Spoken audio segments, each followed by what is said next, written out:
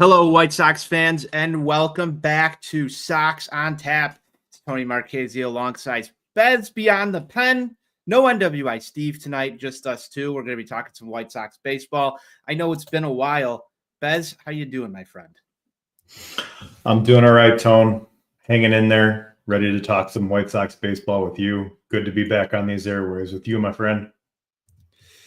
It has been a while, and I'm glad to be back. That intro that hit me. That it's been over a month. I know that it's a new vibes with this team. At least that's what people are saying. I think we're going to have to reach out to some sources to confirm that, Besnik. But same rebuild. It's definitely the same rebuild.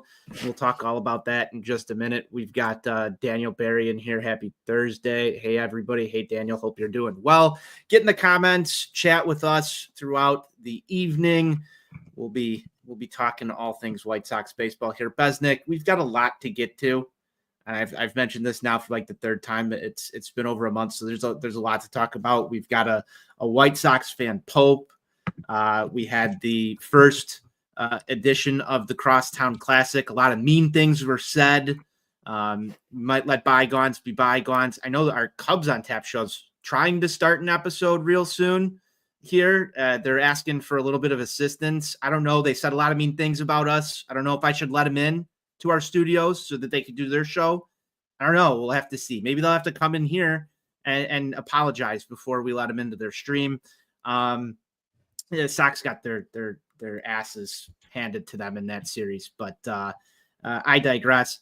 We've got some new faces, some Chase Mydroth to talk about, a little bit of Tim Elko, and then a plethora of pitchers who've come through this organization since the last time we spoke. I don't even know where to start, Bez. Do you have a topic that you like? What do you want to talk about first here? Because there's just so much. Well, I mean, the biggest thing as far as anything positive that we want to talk about is going to be Miguel Vargas and Chase Mydroth, because luckily we actually have two players who are doing well, who are actually going to be here long term. Whereas last year we were like, we got Garrett Crochet. He looks great. He looks like an ace. We're going to trade him. Eric Fetty, great pickup. He's pitching really well. We're going to trade him. And anybody else who is doing good. So at least we've got people who are going to be here long term who are playing well, which is probably why the vibes feel new, but the rebuild is the same, because we still have the same record as the 24 White Sox did at this point in time. Are you shocked by that? Are you shocked by the fact that the record is the same as it was? And I know that I was just watching the post game the other day with Chuck and Ozzy, and Chuck wanted to get past the point of, talking about this, especially, I know this has come up in our chats as well, that this was the onset of, I believe, a 1-18 run, something around there, Besnik, last season. Yep. And the wheels had fallen off. But if you sort of look at where we sit right now, I mean, the wheels are proverbially off of whatever tracks we've got going right here. There's really no hope for playoffs. I don't think anybody was expecting playoffs for the Chicago White Sox in 2025. It's a developmental rebuild year. You're looking for, what you can get out of the guys that you were just mentioning, Miguel Vargas, Chase Mydroth. But to me, it doesn't seem like too far-fetched to expect a pretty long losing streak at some point throughout this year if things fall the way they do. I know it's new vibes, but never say never. I mean, I don't think that anybody thought last year you'd have a 1-18 stretch at this juncture. You've already seen this team lose, 7 games in a row. I mean, things can spiral, and that's why in the back of my mind, I'm sort of waiting for, the worst to happen again. That's what I'm accustomed to. Are you surprised that we're here right now? And, what are your thoughts on this? Well, I mean, at this point in the season, we're at like a 50-51 win pace, which is the same thing they were at last year, like we said. So I'm not surprised where they're at. And I think that the difference this year besides the fact that it feels different, we've got some players that are going to be here long term. It feels a little more stable. It feels like they've got some stable footing. This time around, they've had some games where they've been able to score runs. This team is getting on base more, which is a positive sign. Shane Smith is another guy who has, kind of given us something to look forward to as far as the pitching staff goes. So there's something there that makes this whole thing feel a little more stable. And hopefully, you've got the addition of Tim Elko, Kyle Teal, another prospect who is knocking on the door, hit another home run today already in Charlotte. So we consider all those things. I think they're in better shape to avoid spiraling completely. Hopefully, they break up those. We're still going to see 6-game losing streaks. We're going to see 7-game losing streaks, but we're not, hopefully, crossing my fingers that we don't see like 12 and 13, 14-game winning streaks. That's where they really spiraled last year. So if they can do a little bit better there, that'll make all the difference. But this is I'm under no illusion that this is a 110-12 loss team. I'm somewhere there with you around that number. I don't think that you're going to avoid 100 losses this season. I think that would take somewhat of a miracle if the Sox can rattle off a nice, 7-game win streak, maybe twice throughout the season. I think we'd be lucky. I don't think I can see this bullpen securing more than that. And I think that's even probably a stretch. I believe, what is our season high right now? 3. So it's going to be tough. The schedule doesn't exactly lend itself to long winning streaks for the Chicago White Sox. But I think the real argument here that it's better, really, in my opinion, falls on the fact that you've already made those deals. The ones that you talked about, Eric Fetty, Garrett Crochet. There's still the Luis Robert trade. If he corrects himself, that might be some addition by subtraction. Who knows what's really going to go down there? We'll probably talk a little bit about Luis Robert in a bit.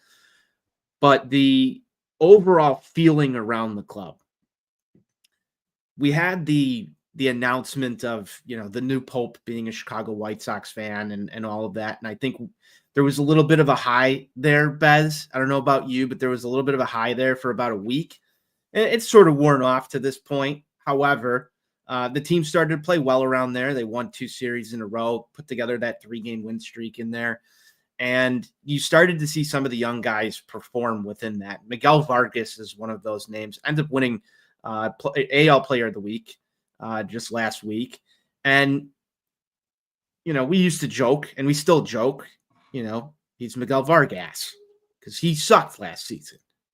And now, going from where he was to where he is right now is amazing development. Like, I don't think there's a White Sox fan that doesn't want to see a player on this squad win AL Player of the Week. I don't know if it's sustainable. In fact, it looks like he started to, scuff a little bit in the last series. But that's a positive development. That's something that gives you, good vibes going forward. Chase Mydroth, another name. Guy gets on base like a machine. Hits well at the top of the order. I feel like he's always in a 3-2 count. That's something that we've complained about as White Sox fans since before we acquired Yasmani Grandal, and Yasmani Grandal took good at bats. And then until he didn't take good at bats, he was the guy that, everybody was supposed to love because he takes good at bats. There's just some things that are within this lineup, I would say, and within the starting rotation. There's a couple of names that are out there as well, but I'd say within the lineup, you're starting to see some of this stuff. Edgar Cuero's come up and he's been serviceable. I'm not going to call him great. I think there was a little bit of a honeymoon phase, and he's starting to get somewhat figured out by the league a little bit, just not hitting as much as he did on the onset. But those are exciting things. So it's easier for White Sox fans. I think the new vibe, it's easier to get excited about new things. And people are so sick and tired of the old. And so when you see these new guys come up, it doesn't necessarily mean that this team is better than last year's team. I think it's a lot of it is, I don't want to call it smoke and mirrors, but it's new. So it's not the same crap, even though we're in the same exact position as we were last year. Bez, do you agree with that? Do you have any pushback on that? Because I really feel like it's just the new shine. There's some good things that warrant it, but there's new shine with some new players. And that doesn't mean that in 3 or 4 months, we might not be on these airwaves cursing out some people for, poor play or going through a bad stretch. It's reactionary. I get it, but I want to hear your thoughts. So I agree with all of that. And I think last year, the big thing was we were over the previous core of Rebuild 2.0. We were ready to see Eloy go. We were ready to see Moncada go. Who am I forgetting? I feel like I'm forgetting someone. But we were ready to see those guys go. And we still have some remnants TA. of that. Was it TA who you were forgetting there? Well, TA was already gone, I think. He wasn't on the team last year. But either way, it was. I'm just trying to think of Rebuild 2.0 names. Yeah, I mean, it was. We're still waiting for Andrew Vaughn to lead, right? And that's what I was getting to. So Andrew Vaughn is one of the worst for hitters that are qualified. He's one of the worst in the league, and he's been horrible. And there's some advanced metrics behind what he's doing that are saying he's still hitting the ball hard. This guy could turn things around, but he's beaten everything into the ground. I mean, you've got I see it on Twitter every single day during the game. It's like Andrew Vaughn hit the ball in the air challenge, and he never does. And he's grounding out left and right. So it's not that he's unlucky. He just can't hit the ball in the air. It's a swing path issue. If they haven't fixed it by now, it's time to go. It's time to cut your losses and move on from a guy who you drafted in the first round 6 years ago. Okay, I don't care about his college accolades. I don't care Could he have benefited from the Colson Montgomery treatment? I just think it's too late. Too far gone? For that. Too far gone. Yeah, too far gone. Maybe if you'd sent him down 2 years ago, but he was, kind of the league average-ish hitter, and there was really no reason to. It was just, he didn't hit enough for a first baseman. First baseman, you want to see 25 to 30 homers, same thing as far as doubles. And he was never that. And if you can't do that, then you got to get on base. Then you got to play good defense. He was never that. So now you've got some people who are knocking on the door that are going to squeeze him out. You've got Tim Elko, who's here. And granted, the results, the early returns haven't been great. I know he's hit some home runs. One of them was a big one on Sunday where it was the game winner, more or less. But then you've got Kyle Teal knocking on the door too, and you've already got Caro here, and you've got Matt Dice. So you've got somebody that needs to get squeezed out. I've been told that the White Sox are keeping him in the lineup by Twitter users to rebuild his trade value. I really hope that's not the case, because they're incredibly dumb, and maybe even dumber than I thought. If they think they can rebuild this guy's trade value. I mean, he is what he is at this point. This is his 5th year in Major League Baseball, or 5th season. So it's time to move on there. But I digress. It was it feels better, and I hate to use this, but it feels like we're building the foundation of the next good White Sox team. Whereas last year, I love that you use this. You went into the year. I went into the year last year knowing that this is a lost season. This is just build up some trade value from anyone you have on the roster and anyone you can put on the roster, trade them for what you can, and then, go from there. And this is the go from there phase.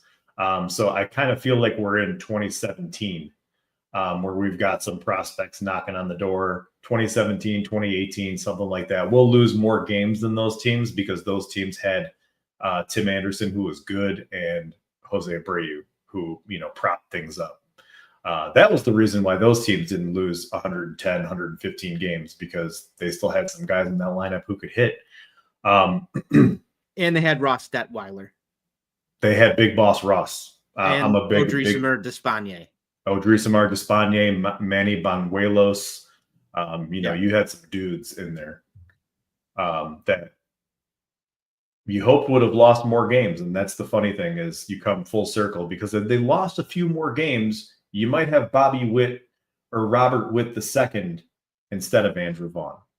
But nevertheless, hopefully they make a decision on Vaughn soon. I don't know if it's a send down. I don't know if it's a DFA, but they've got to do something there. And before, I'll let you take it from there before we get into Luis Robert.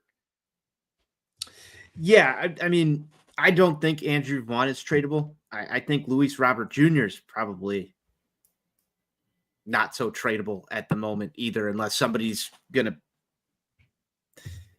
basically give you nothing for Luis Robert just to move him, which I don't think White Sox fans are going to like, because regardless of how he's playing right now, if you move on from Robert and you get a real shit return, for lack of a better word, then people are going to come calling it Chris Getz when Luis Robert Jr. figures it out somewhere else.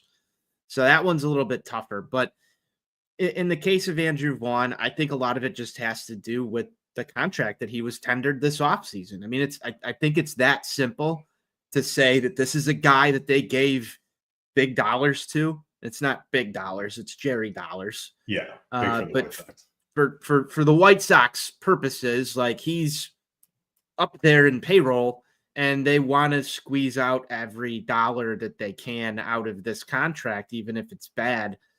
It's not the right way to run a baseball team, but we've, if you're listening to the show, you probably kind of are able to do the math there and figure out this is not a guy that Chris Getz wants to just cut ties with, because that's a major move for Chris Getz. I mean, can you really name any other big signings like above that dollar amount, Bez? Because that's, it's really interesting to think about, but that's a big move for Chris Getz. And if it goes poorly, which it has been, it's probably going to be a little bit more difficult for Getz to just be like, no, I'm done. This isn't acceptable, especially where the team is at right now. I think that's why it took a little bit longer to call Tim Elko up. We've got this roster crunch incoming. Yep. You just sort of mentioned all of these names that are going to have to get jumbled into here. I don't see how the puzzle pieces fit. That's going to be between Will Venable and Chris Getz to figure out. Kyle Teal's probably going to have to really force himself up here is sort of my line of thinking. But, you talk about, Corey Lee coming back. Andrew Benintendi is going to be back soon. Talkman. There's all these names that are, it's just sort of a roster, alphabet soup of names that, they don't really all fit together for any way, shape, rhyme, reason. I'm really curious to see, does this team lean into that youth movement, or do they continue to try and, squeeze at bats out of veterans as the trade deadline approaches? Not that Andrew Vaughn's going to rebuild any sort of trade value, but is it easier to cut ties with a guy after that trade deadline if you're the GM and say, okay, we weren't able to move him from a PR standpoint, looking, talking to his agent, hey, we're going to try and get him a destination so that we can get another name up here. I think it's a little easier to tell an agent, we tried to move him, couldn't do it. We're going to DFA him. Thank you. You can go into free agency now, versus we're just parting ways with a former first-round draft pick. So I think there's some optics that also are going to have to go into this as well. It's not going to be fan-first optics. It's going to be, navigating some roster, decisions that, try not to piss off, certain people within the industry and whatnot. So I try and give those things a little bit of consideration. But, I'm curious what you think this lineup looks like come August 1st. Barring any injuries. Yeah. It's going to be interesting. I mean, I'd be surprised if Andrew Vaughn is still here on August 1st. If Luis Robert is here on August 1st. It looks like, I mean, the plan was, clearly to move those guys. Hopefully they, you get the dead cat bounce on both of them, and their performance rebounds from where it is now to the trade deadline, and you get just something for them. I remember last year where, the news broke that the White Sox traded Eloy to the Baltimore Orioles, and I think they ate the rest of, correct me if I'm wrong, I think they ate the rest of the money he was owed for that year, and they got like a reliever prospect for him, just to get something. Of course, he's in the similar situation as Robert, where he has a club option that they could just decline if they can't get anything out of him. And they didn't, and that got declined. Of course, the prospect that the White Sox got for him, Trey Mago, retired. So he got off to a bad start in Charlotte, and he decided to hang him up. But nevertheless, they got something for him. Maybe they can get something for Andrew Vaughn. He's going to have to do better than being one of the worst hitters in the league, though, for that to happen. And then you have Robert, who, I was on board with trading this guy in the offseason. I didn't want to take this risk of what's happening right now. This is a guy who's been injury prone throughout his career, who had a really bad year last year, and now he looks kind of worse. And, he's not cheap to take on, and you have 2 more years of control, but at $20 million, he's not worth anywhere near that. So if you're going to trade him and actually get anything for him, you're going to have to eat some of that cash, and who is not going to like that. So those two to me are definitely gone. And then, I don't think anyone's taking Andrew Benintendi, this year and 2 more years left on that contract that are all guaranteed. There are no team options. He's going to be here. Maybe you move on from Mike Tauchman. Maybe somebody wants him as like a useful, 4th outfielder. I think Michael A. Taylor is here to be Robert's replacement whenever he gets moved, because he's the only other player on this roster who can play center field. Could Michael A. Taylor wind up being more valuable at the trade deadline than Luis Robert Jr., though? That would be very sad to say, because Taylor as just a defensive. Because the contract value plays into the trade value, right? And he's making nothing, right? And he can play the outfield as well as Robert probably can. But he can't hit, but neither can Robert. But Robert can get on base. He's somehow the league leader in stolen bases, despite not getting on base that much. This still amazes me so much. And you know what? The amount of free car washes that Luis Robert Jr. has given the Chicagoland area, I think, is amazing. I don't know if you've been taking advantage of the free car wash promotions. I have not, unfortunately. I've got some gas and washes right by the house, and it's worked out great. I've gotten my car washed more this year than I ever have in my entire life. So thank you, Luis Robert Jr. At least you're doing something for me. His parting gift. Yeah, I was thinking, like, if they trade him, I'm gonna need like Chase Mydroth to lose a little bit of weight and start stealing a little bit more bases. And he's like 6 for 6 in stolen bases or something like that. I just like stealing it. I just like the frequency, because it's every game. And that's one thing that I have enjoyed with this White Sox team so far this season, despite the free car washes. Those are nice. But seeing them be a little bit more aggressive on the base paths with stealing, I think has been a breath of fresh air. I think it signals one thing, though, when we're talking about Luis Robert Jr., it's that the guy is healthy, because you didn't see him doing that the past couple of years. No. You did not see him as a stolen base threat every single time he was on. Now, that's what he was billed to be when we acquired him, as Right. a guy that's going to be able to get on base and steal. He's going to hit home runs. He's going to play excellent all-star caliber defense. And right now, all I see is the stolen base threat. Maybe a knock below, the defense of what I thought we were going to get out of Luis Robert Jr. But it's really the power, and even just any sort of hitting. I'd take a couple of singles from Luis Robert Jr. It's definitely it's sparse, and for that matter, he's walking a little bit more. So, like, where is that other piece? It just feels like there's one piece of his game missing. I'm waiting for him to go to another team, get the Reynaldo Lopez treatment, get LASIK, figure out for the first time that he hasn't been able to see for like 3 or 4 years, and then all of a sudden he starts just mashing homers, for the Atlanta Braves. And it'll be something like that. Some organization will figure it out with them, but you have to wonder, like, what is actually happening with Luis Robert Jr. when he steps in the box. And the only thing that I can think of is, it's an eyesight problem, because maybe he's just not seeing it, and that's sort of regresses to some tinfoil hat stuff. I'm making this up as I go along. Maybe he just doesn't see the ball, so he's not swinging at sliders that are in the dirt all the time, because he's just not picking it up, and that's leading to the walks, which lead to the steals. I don't know, but that needs to get figured out if we're going to get anything out of Luis Robert Jr. that's worth a scratch. It's a real problem, because Chris Getz really doesn't have anything else on this roster that's going to be able to acquire more talent.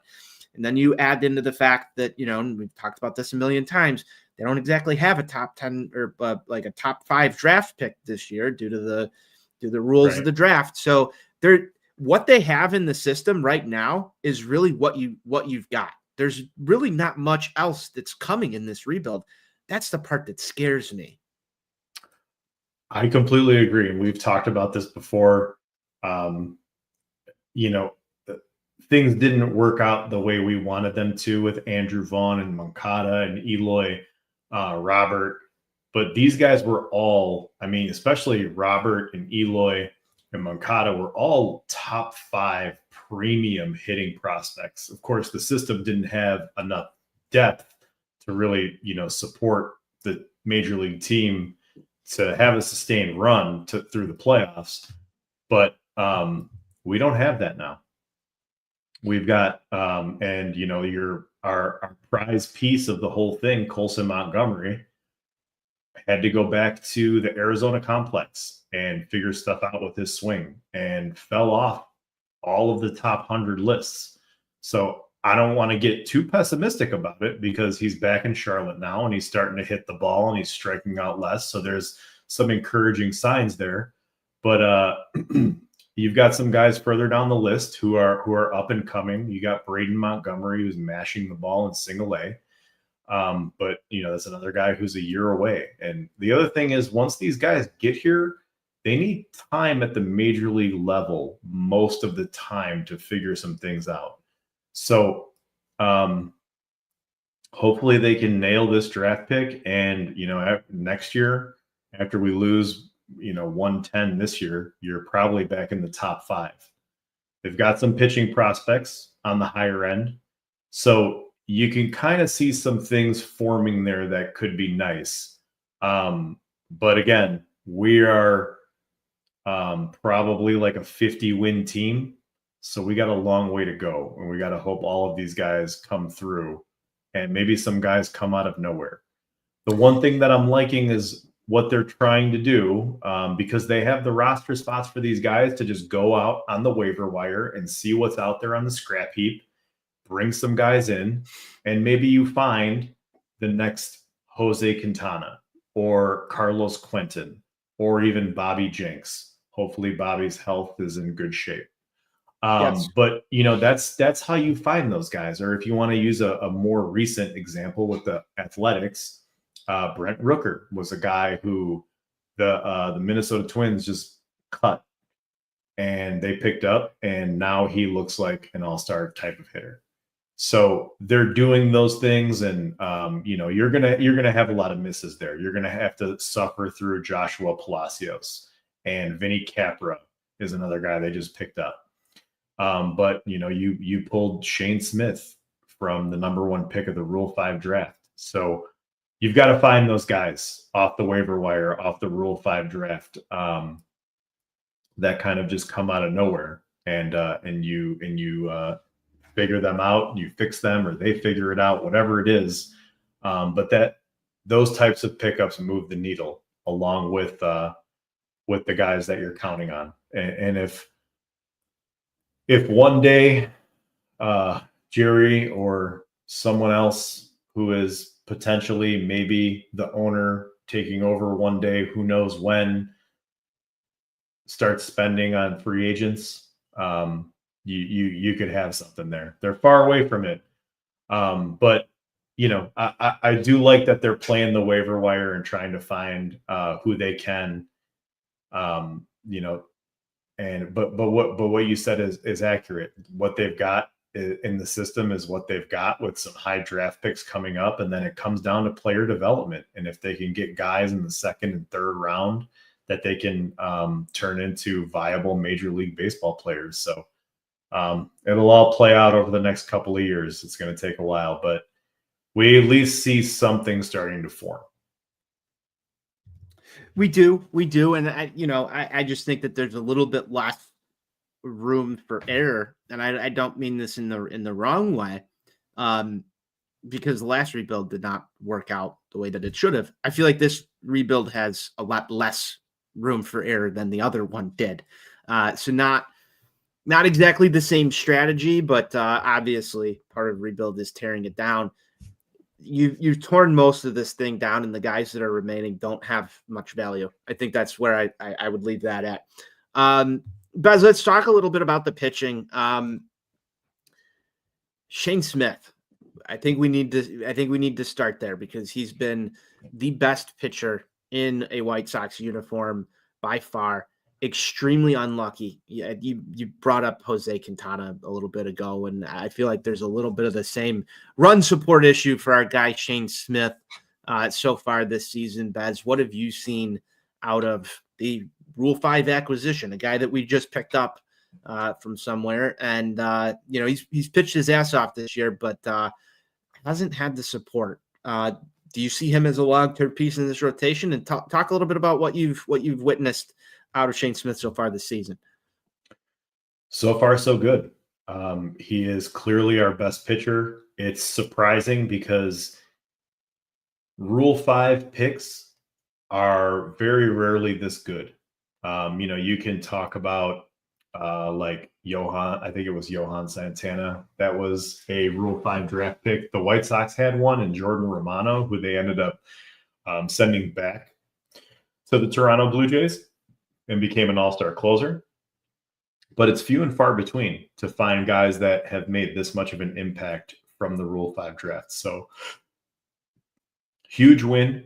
Thank you, Milwaukee Brewers, for not protecting this guy.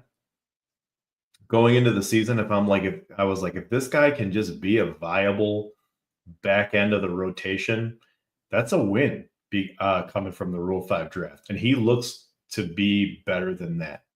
But like you said, I think he's made 9 starts now. And of those 9 starts, he's made 10 starts. And the White Sox record in those starts are 1-9. So very Jose Quintana-esque, where this guy just can't catch a break, can't get the run support. He had it yesterday. But the bullpen, of course, after he settled in after that first inning, and the White Sox even deployed the multi-home run strategy, they still made sure that none of that stuff mattered. And one of Steven's favorite strategies, and they couldn't even pull it out. Nope, they couldn't. That bullpen is a problem. But I'm liking what I see out of Shane Smith. This could be a guy who is in their rotation for the next 5 years. Granted, he's got an ERA in the twos. I don't know that he's that good, but he looks like he's better than any. He's obviously better than anyone expected. So I've seen this from you a couple of times during Shane Smith starts. Actually, I see this from you on the timeline almost any game. You know exactly where I'm going with this. Oh, yeah. The third time through the order thing. So Bez, walk me through third time through the order with Shane Smith, but maybe a couple other of these guys in here as well. I think Johnny Cannon is another guy maybe susceptible to that. He's actually having a great year right now, although he's 2-5. He's got a 3.76 ERA with 42 strikeouts on the year. I'm not sure if he leads the team. I think Shane Smith probably does. But Johnny Cannon is another one of these third time through the order guys. Shane Smith, awesome through the first 2 times through the order. Basically almost damn near unhittable at that rate. But this is your thing, man. Talk to me about it. So anytime you get a starting pitcher who faces the order for the third time, and this happens to just about any pitcher in the major leagues, is their numbers, their ERA, their batting average against, slugging against, it all goes up because they're at that point where they're starting to get a bit fatigued. Their stuff isn't as sharp, and the hitter's seen them twice already, so they know what to expect. And those two things, the crossroads of those two things is not a good recipe for pitchers. Of course, you can't have a guy go out there and only give you 5 innings or less, depending on when that third time through the order comes up. So you've got to try to balance stealing some innings and some outs before you go to the bullpen.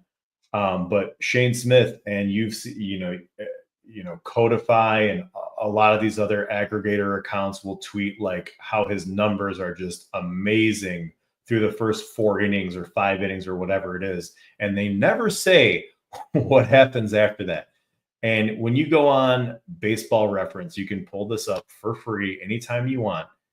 Hit the OPS of hitters the third time facing Shane Smith is like over 900. So he has to figure out a way to limit the damage when he sees that order the third time through. Cannon is another one of those guys. I mean, like I said, just about any. We've seen the opener with Cannon a couple of times, and I think that's part of this reason. Baz, do you differ from me on this? We're trying to extend the game, and I'm not a huge fan of the opener. I never have been. I think I would ban it. I would ban the opener. That's just me. I would require starting pitchers to go at least 4 innings. That's my baseball. I think it would make it interesting, but it's allowed. It's like the shift right now, like we can shift things around any way that we want to until Rob Manfred or I become baseball commissioner and we, nix the opener. That'd be my first order of business. But, I think it works for Johnny Cannon better than it did for anybody else in this White Sox rotation. That's just my observation. I haven't looked at statistics, but I think Johnny Cannon has been the most the most benefit from having an opener out of this White Sox rotation. And he has. And the biggest thing is when you have the opener and the next guy, the bulk guy, as they call it, comes in, he will face the third time through the order, but when he's not going through the top of the order, or he's not facing the 3, 4, and 5 hitter. He's facing like 6, 7, and 8 when he's facing when he's going through the order for the third time. And he can get, you're facing the weaker side of the lineup at that point, or they're going to stack. They're going to stack, if you go with like Tyler Gilbert, for example, is who they were using, and they'll put right-handers at the top of the lineup. So, next time around, Cannon will face righties and he'll get that matchup. So he's definitely been the beneficiary of that. And I would hope that they continue to deploy that strategy because it's worked. It's benefited Cannon a lot. And when you look at Cannon's numbers, the third time through the order, they're actually better than the first and second time through the order because of that reason. So I like that. I like that they're kind of trying to think outside of the box a little bit and utilize some strategies like that where the bullpen can steal an inning in the beginning, and then at the back of the end of the bullpen where you don't have a closer and you're just playing matchups. You only have to figure out who to go with there for the last 2 innings, the last 6 outs or 7 outs, whatever it may be in that particular situation. So it's worked. We've gotten good pitching because of it. Then it's just a matter of scoring runs. There's very little margin for error with this team. That's a great way of putting things. For a White Sox winner, you need a lot of things to go right and a lot of things that could go wrong not to go wrong. Not that they went your way, that they just didn't spiral out of control. I want to talk a little bit about Davis Martin. He's also having a great season, but I think for the sake of time, we'll leave it at Davis Martin has also looked pretty good for the Chicago White Sox. I'm not going to get into Sean Burke at the moment. I'll read him off when we do probables, and we'll go from there. But Bez, with the good, we got to talk about a little bit of the bad, and that is our bullpen. And it's the biggest problem for the Chicago White Sox. The 2025 Chicago White Sox bullpen might be the worst bullpen I think I've ever seen in my entire life. Last year's was fucking horrendous. Yep. This year is just a dumpster fire. There is one name in the White Sox bullpen that I trust right now more than anyone else. I'll leave it at that. I'm not going to say the name right now, but you can go up and down this current cast of characters. And there's normally guys, you think back to like the 2022 season where certain guys would enter the game, and there's always like 1 or 2 guys in the bullpen where you go, okay, there's bullpen A squad, there's bullpen B squad. And we talked about it on the show. You could clearly see who, LaRussa or Grifol or even Sizemore last year, like, here's bullpen A squad. We've got a chance to win the game. Here's bullpen B squad. We're trying to rest these guys up. As of right now, it looks like a hodgepodge of there's no rhyme or reason. It doesn't seem like there's anything out there. And I want to get in a little bit of Will Venable's strategery here as well. But it doesn't seem very fluid because you can't trust guys. And it seems like it's almost a day-to-day thing on, is Cam Boozer going to be on today? Or is he going to give up a grand slam and shave his beard tomorrow? Is Brandon Eisert going to come out into the game and is he going to make a good pitch and just get beat? Or is he going to lay one up down the middle and that thing's going, the same 400 feet as the time that he tried to make a good pitch? Is Jordan Leisure going to come in and, lock it down like you've seen him do before? Or is it just going to implode? So there's not like a clear cut strategy. You can't tell me who the 7th inning guy is. You can't tell me who your 8th inning guy is. You can't tell me who the closer is on this baseball team. And I know that, the talent isn't there and they didn't spend a lot of money on this and it's not the Rick Hahn bullpen of old, but I've never seen a bullpen like this where everyone outside of one name, everyone seems to all just be the same mold of inconsistent. And that is the reason that this team is not good at all. Yeah. Because after the starting pitcher, and I know, and it's got to be really hard for Will Venable at this point because you get your starter up to, 87 pitches in the 6th inning and it's May and you don't want to tax the arm, even though you're not going anywhere this year. You don't want to tax that arm any more than you need to. You're up by a run, maybe 2 runs, and then in trots whoever it is coming out of the bullpen, pick a name.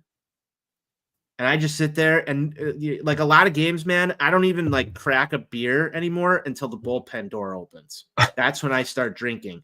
Because you just know, like right then and there, you're going to need something to take the edge off.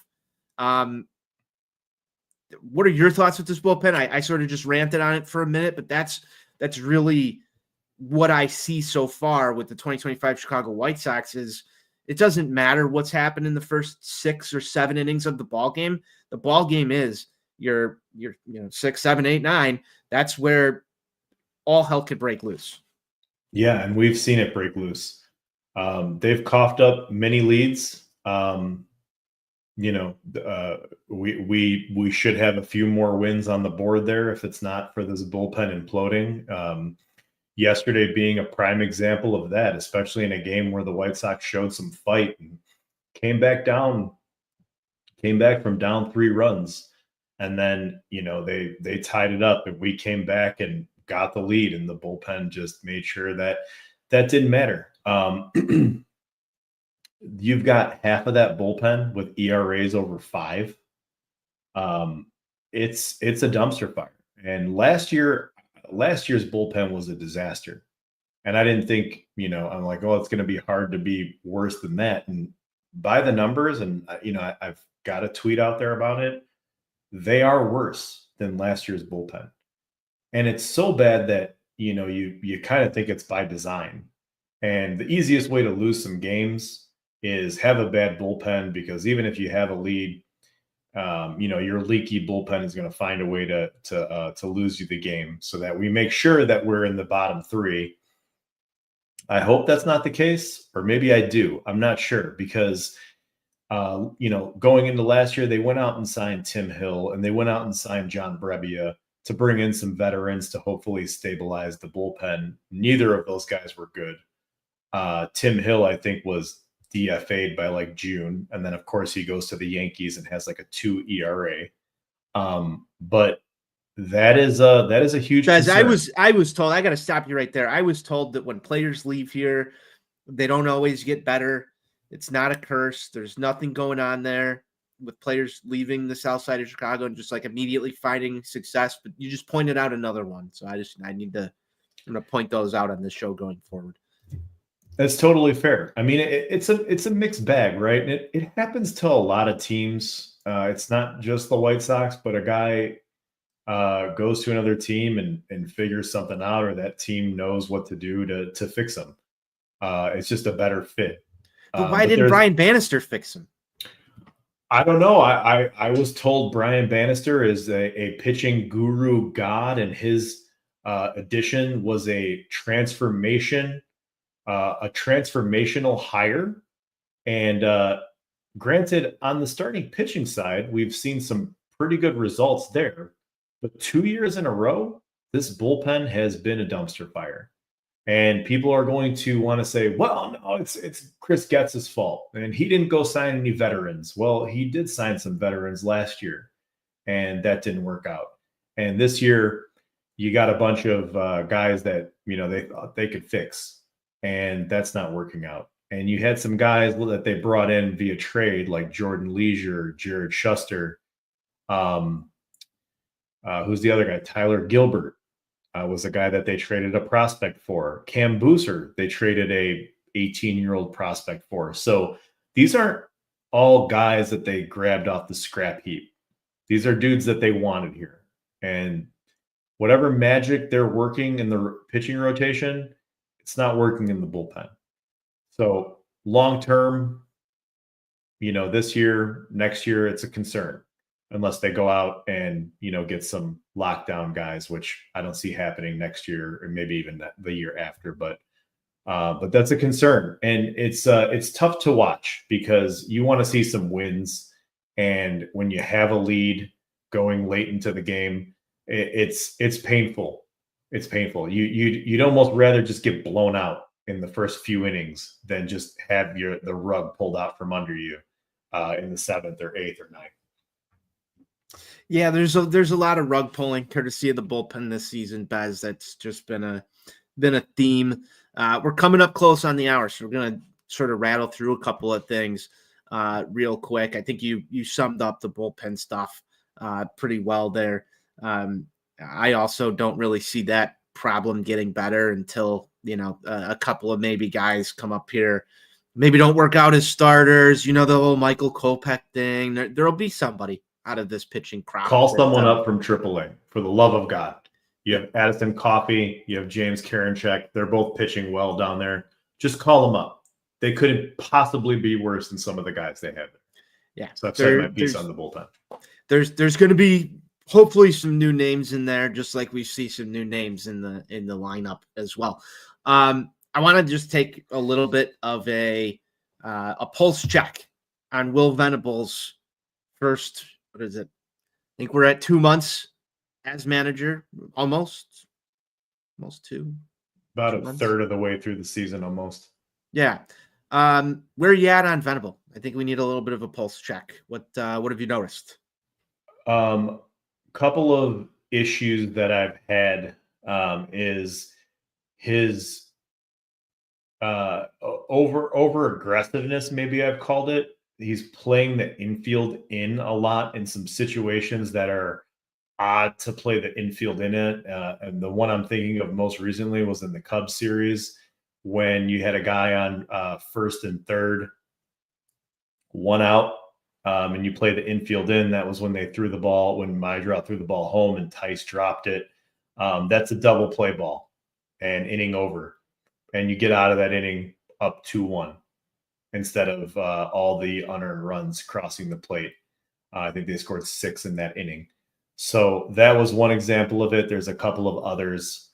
The other thing has been, and going back to the third time through the order thing, I want to see a reliever up and tossing when the third time through the order comes up, especially when it's the heart of the order.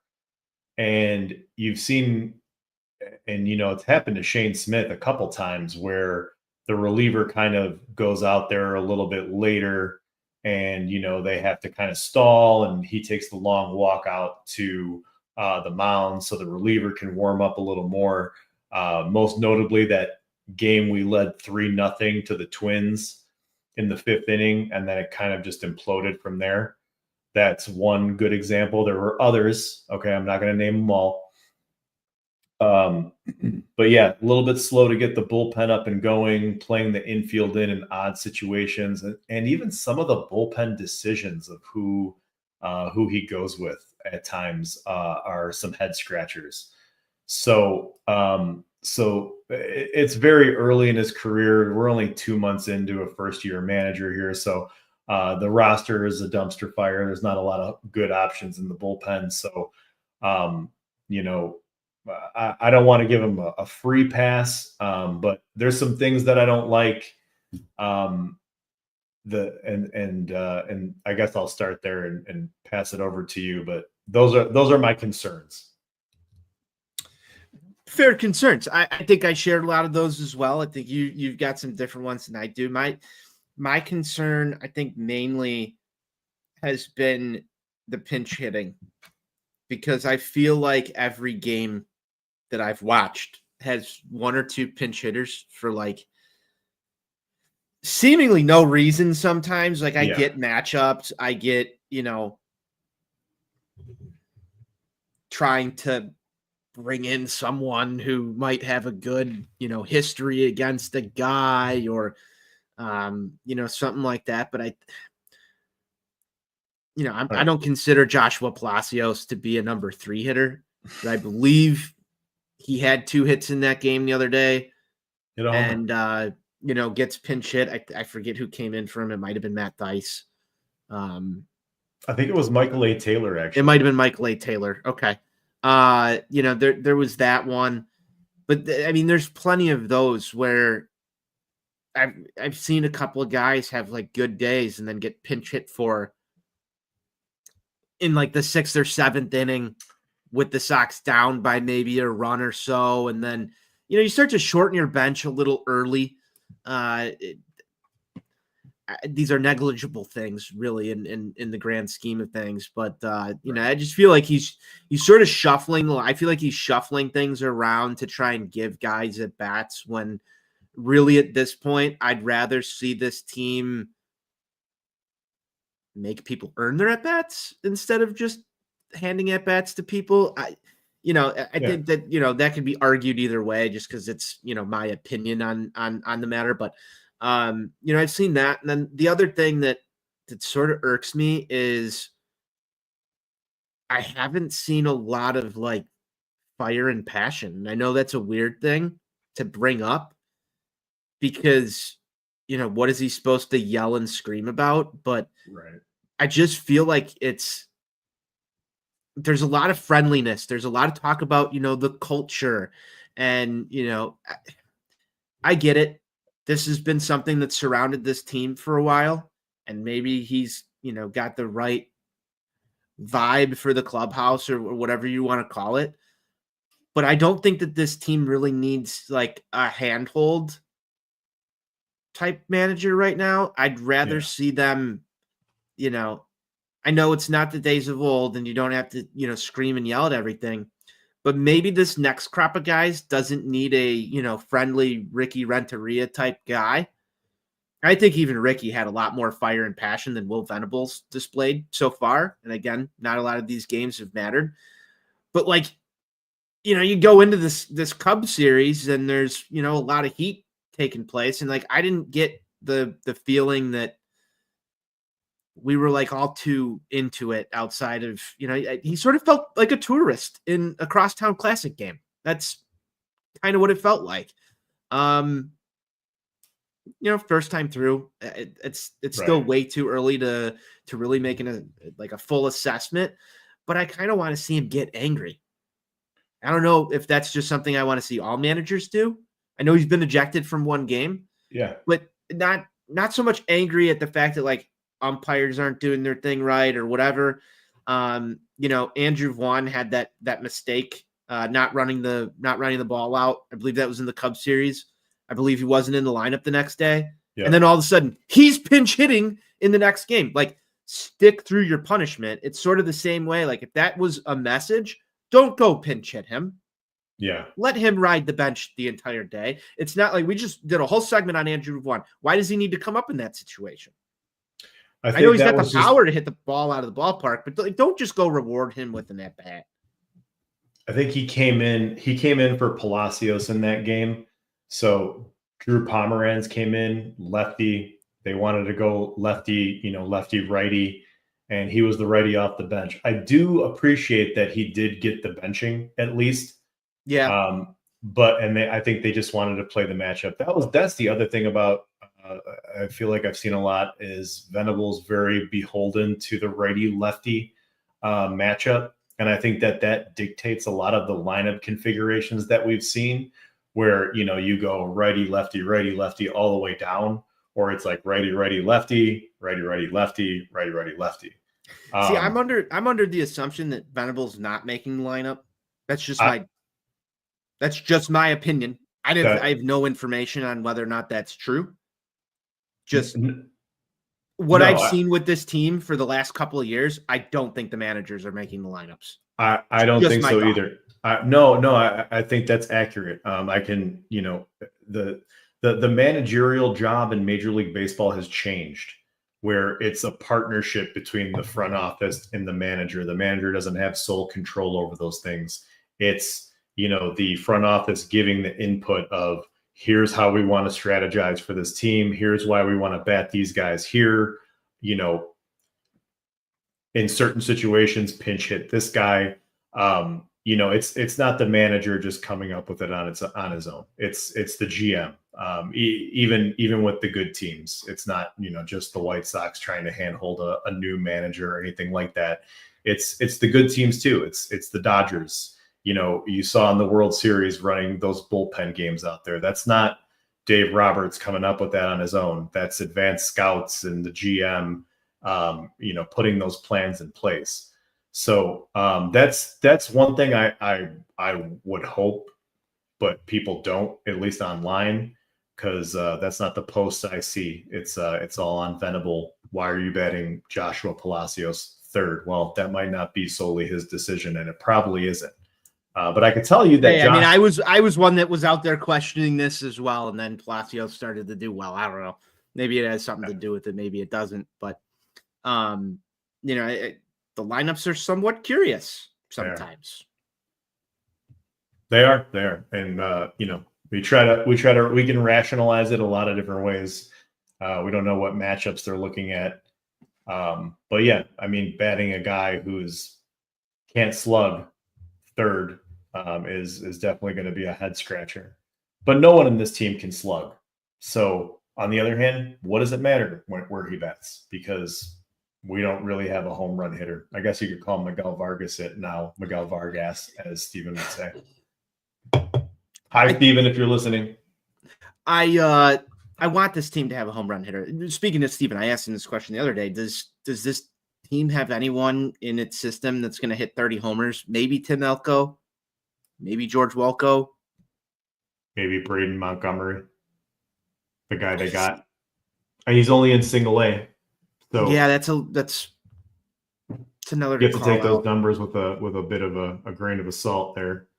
Yeah, so I don't know. I mean, they lack a power hitter, or at least a true one. I agree. But I digress. Bez, we've got more baseball coming our way this weekend on tap. It's the Texas Rangers coming to town for a nice little 3-game set on the south side of Chicago. We've got Sean Burke on the mound, Friday night game, 6:40. Saturday, 3:10. It'll be Johnny Cannon against Jack Leader. We talked a little bit about Johnny Cannon earlier. And then it'll be Patrick Corbin matching up against Davis Martin on Sunday in the series finale, 1:10 start on the south side. After that, the Sox are going to head on out, little road trip, heading to New York for what should be an interesting series against the New York Mets. We'll see how the White Sox can handle the New York Mets. Monday's starter is still TBD. Bez, I know we didn't get to talk about Adrian Hauser and the great story that is, but I expect to see him in that Mets series, I would think, potentially. And then probably Shane Smith. I don't know if we're going to see another Bryce Wilson start in there. It's all TBD right now on the White Sox side. But why don't you give me a little series prediction for this Texas series this weekend? I'm really hoping we just don't get swept. Texas is just coming off of a hard-fought loss today to the New York Yankees. It was a 1-0 loss. They got swept in that series. So I feel like they're coming in here, kind of pissed off and want to get back in the win column. And Sean Burke is the perfect pitcher to do that against because last time out, he walked 5 at Wrigley Field. And the time before that was, I believe, against the Marlins, where he pitched 4 innings and the leadoff hitter got on in each of those 4 innings. Matt Thaiss threw out some runners to bail him out. He's a good player, by the way. Matt Thaiss is like 3rd in F4 on the team, just so everybody knows. You're a big Matt Thaiss guy.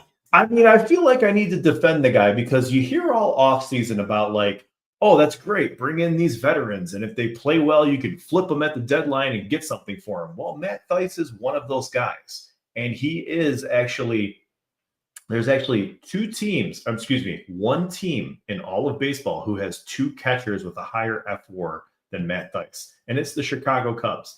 So remember our old friend Martin Maldonado? He is the backup catcher for the San Diego Padres. Okay, that's a team with playoff aspirations. Matt Thaiss is a lot better than Martin Maldonado. Okay, so nevertheless, he has trade value. Okay, so I digress. I'm not hopeful for Sean Burke. He is, I think, hanging on by a thread in this rotation. And I think he's only still here because they don't really have anyone else better because they've had a whole slew of Tommy John injuries. And there's, your best pitching prospects are still in AA. And then Cannon and Davis Martin, I like our odds with those guys on the mound. But it all comes down to getting good pitching from your starter, playing clean defense in the field. Since there's no power in this lineup, you've got to string together hits and walks to get runs across the plate. And then lastly, and most importantly, your bullpen can't totally screw you, or if you do all those things right, they can still make sure that it doesn't matter. So Texas has got some firepower in that lineup. We'll see our old friend Jake Berger. But hopefully, I'm just hoping to win one. I'm hoping to win one this series. I like it, Bez. I'm right there with you. I'm hoping for one victory. It's gonna be a tough series. Most of these series are gonna be tough series. I'm just saying that all year. It's about all the time we have for today, Bez. You got any final thoughts before we roll on out of here? My final thought is hopefully we don't see long losing streaks, because we've now lost 6 of our last 7. We did snap a 5-game losing streak by just squeaking out a 1-0 win the other day. So just stop the bleeding. Just stop the bleeding. We can't have multiple double-digit losing streaks. Otherwise, we're going to start going from that 110, 112 loss team to closer to 120. And nobody wants to see that. So hopefully they can figure something out to stop the bleeding, because losing 6 of 7 here is not a good trend. So let's get one on the board here and not get swept. Don't get swept. I agree wholeheartedly. Don't get swept should be the mantra of every series from here on out for the Chicago White Sox. Bez, it was great getting back on the microphone, talking some White Sox baseball. Do you thank you to everybody who tuned into the show. I know it's been a bit of a hiatus here for Sox on Tap, but we are back, and we will do our best to be more back with you regularly. My final thought for this one is I'm gonna echo you one more time. Do not get swept. That's all the time we have for today. Once again, thank you for tuning in. This is Sox on Tap. Season 7, Episode 7. New vibes, same rebuild. Bez, until next time, White Sox forever. White Sox forever.